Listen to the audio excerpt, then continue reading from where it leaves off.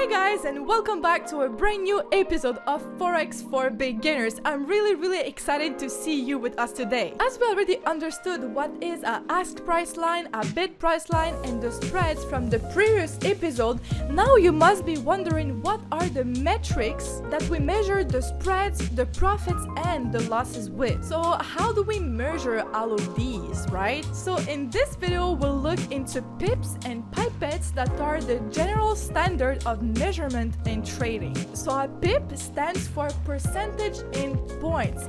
This is to reflect the smallest movement in the prices. As the trading scene deals with such large numbers, showing it in a smaller number helps the traders comprehend the movement in price and take advantage of the smallest of movements. For instance, if you see the price of Euro USD being at 1.1200 in the charts, and then you see that the price changed to 1.1201, we can easily say that the price moved up by 0.0001 or that the price moved up by 1 pip. So basically 1 pip is the change in the fourth decimal in the price. Now to add even more precision, we have as well pipettes. So a pipette is a fraction of a pip.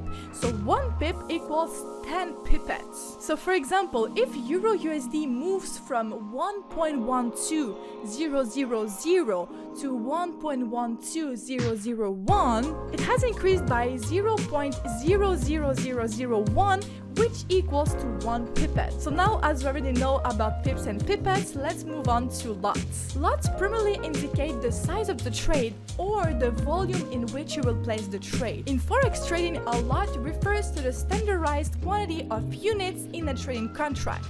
And there is different types of lots. We have standard, mini, and micro. So let's have a look at these different types of lots. A standard lot equals to 100,000 units of the base currency in a currency pair. A mini lot equals to 10,000 units of the base currency, and a micro lot equals to 1,000 units of the base currency. Now let's say that you buy Euro USD with the size of one standard lot.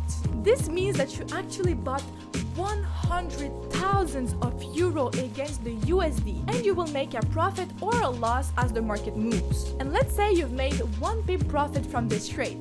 This actually means that you've made $10 profit from this trade. But you might be thinking trading on $100,000 is impossible for you because you don't have access to such a big amount. But don't worry, this is where leverage comes in. Leverage allows you to trade on a much bigger amount of capital with very small investment. If a $1,000 amount of investment makes you eligible to trade on a $100,000, you're leveraging your investment to gain access to a higher capital. So this is what we call leverage. And the extent to which you are availing the capital is called the leverage ratio. In this case, the leverage ratio is 1 to 100, as you are availing a capital that is 100 times bigger than your investment. This means by investing only $1,000, you will be able to make profit on a $100,000 capital. But you might as well have a loss on that $100,000 capital.